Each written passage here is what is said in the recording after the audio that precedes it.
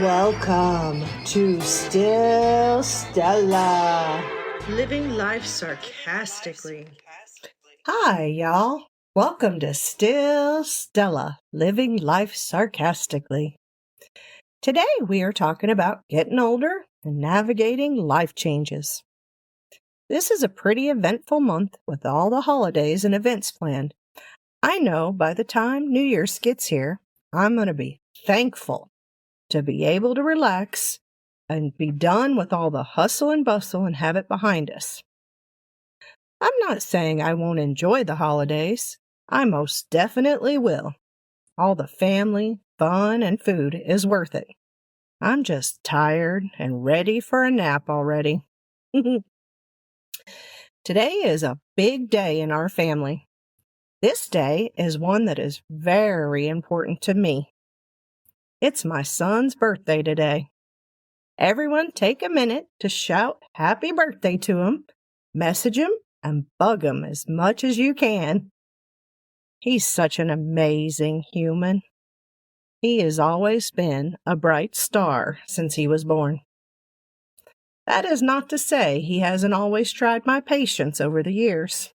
He is very strong-willed and definitely an individual, and you cannot change him.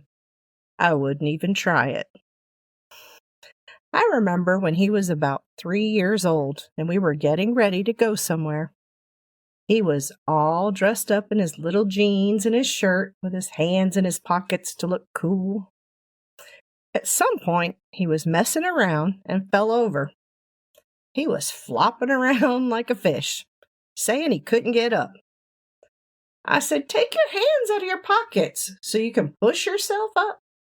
He refused to take his hands out of his pockets and said, "You can't tell me what to do," as he flopped around the floor like a fish out of water.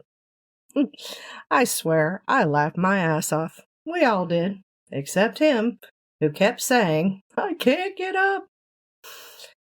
It's like, take your damn hands out of your pockets.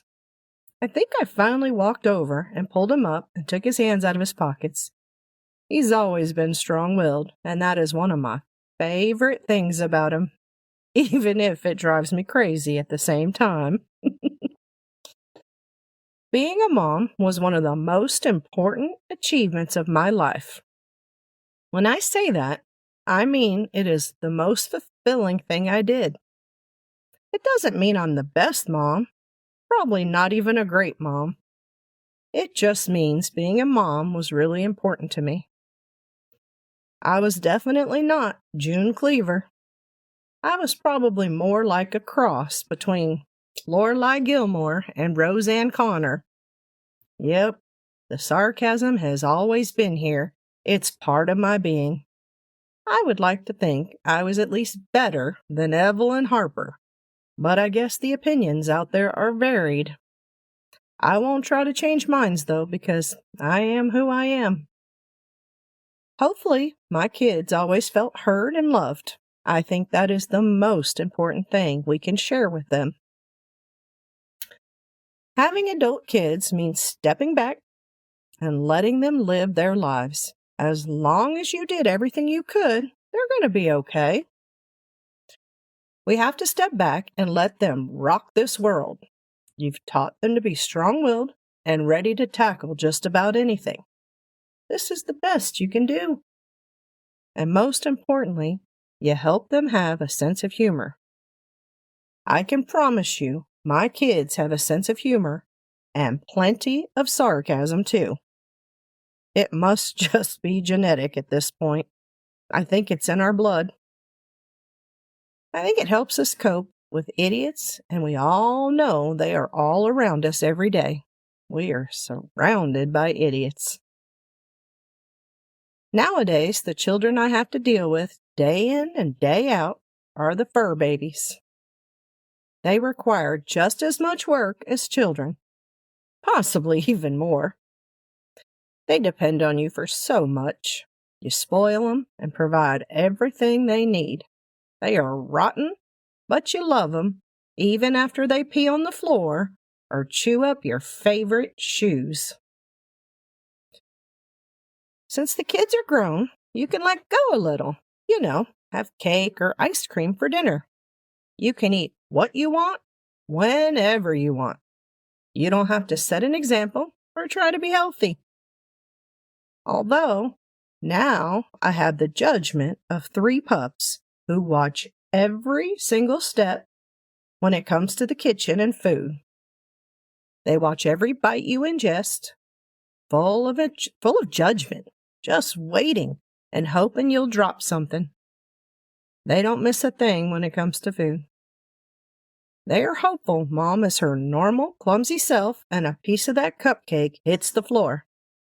It will disappear before you can yell no.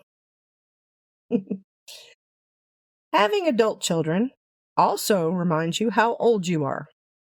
How could I be old enough to have a grown adult myself? I swear in my mind, I'm still way too young for this. The constant reminders of aging are all around us. Doctor appointments and our bodies failing us. Really? Nowadays, you roll out of bed going, yep, I can still walk.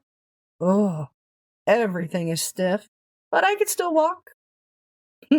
I swear my back goes out more than I do. Some days you wake up with your back out and your knees refusing to work. How is this possible when all you did was sleep? Every part of your body hurts and creaks. There is not enough WD-40 to stop this racket. I declare, if you sneeze real hard, you might pee on yourself and throw your neck out. This means we are all probably just one hiccup away from complete paralysis. I know that sure paints quite a visual, doesn't it? But you know what I'm talking about. You wake up 1,000,000 times a night to pee, and half the nights you wake up in the middle of the night with heartburn from hell. I could have stock and Pepsid and Tums these days. You know what I'm talking about. That zombie walk in the middle of the night to the restroom. Get up, go to the restroom, come back, drink more water, and go back to bed. Then you try to find a comfy spot, and hopefully you are lucky enough to fall back to sleep. You are just thankful you woke up at all, instead of wetting the bed. I swear, when I wake up, I could just use a nap to recover from sleeping. This is one of the parts of retirement I'm actually looking forward to the most, is sleeping whenever you want and those midday naps. I start my zombie-like mornings with coffee, the breakfast of champions. And it is not safe to really talk to me until after I've had my coffee. It can be very dangerous. My husband avoids me like the plague until I've had my first cup of coffee. I'm not saying I'm mean or anything, but I sure as hell am. I end the day with a little wine to bring on the long night of tossing and turning, shout out to menopause, and the great fun of not sleeping at night. The lack of real sleep makes me more clumsy and forgetful, as if that's even possible. I wander around aimlessly some days trying to remember what I was doing or where I was going. I hate how I can forget things while I'm doing them. I really do have a photographic memory. Problem is, it was just never developed. The other good thing about being forgetful is your secrets are safe because you can't remember them anyway. And neither can your friends. Thank goodness. The older I get, the more clumsy I get as well. I'm not sure how that is even possible since I have been a major klutz most of my life. I seem to trip and fall more than I ever have. I wonder sometimes if one of my past ghost relatives is following me around, giving me a little shove once in a while. It just kind of sounds like something they do just for a good laugh. You know, like a guardian angel watching over you. Although, I'm pretty sure my guardian angel is a crazed raccoon with a bad attitude and a drinking problem. Yes, my guardian angel is also my spirit animal. The downside to forgetting things is our patience has become shorter, and we should not be messed with because a life in prison sentence does not hold the weight it used to when we were younger. We are no longer worried about a life sentence because, after all, we've already lived a pretty long life and are not afraid of anything. We have survived way too many things and just don't give a shit anymore. Kinda like Medea, who would prefer to kick your ass than deal with your crap. My kind of role model. As we get older, it seems like all we do is go to the darn doctor. Are you just as sick as I am of doctor's appointments? I swear, you hit a certain age and then it's like, congratulations, welcome to old age. Here is your calendar full of doctor's appointments. It's time for your body to start breaking down and time for the extensive doctor's appointments and tests. What? Wait, you want to stick what? Where?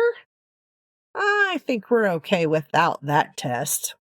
I'm not sure it's necessary just because I'm a year older. You guys know what I'm talking about. You want to run away and avoid all those nasty tests. No one wants to be poked and prodded just because we're a certain age. Come on. I'm so over the concerns about blood pressure, thyroid, and the lack of hormones. You know, when you are young, you treat your body like it will run forever. High cholesterol? Huh, I will worry about it later. Well, guess what? It's later now, and the check engine light's on. I guess it's time to find a cool, sparkly sticker to cover up that light so I won't be able to see it. I was just thinking, doctor's appointments might not be so bad if they served some wine and maybe just a little snack. We might just line up out the door instead of avoiding them. Maybe even have little parties so you and your friends could go together. You know, instead of that standard 15 minutes or less, they could block out a whole hour while you and 3 or 4 of your closest friends drink wine and share your ailments with them. Probably would have to check our blood pressure before the wine, though. We all know, too, that we have that one friend that would monopolize the time, but maybe it'd be more entertaining. I wonder if we could get a group rate. You know, our younger selves are looking at us, shaking their head, and probably even wagging their fingers at us. All the time she's spent trying to keep us out of trouble, just for me to blow it all up as an older adult. Okay, we all know that's a lie.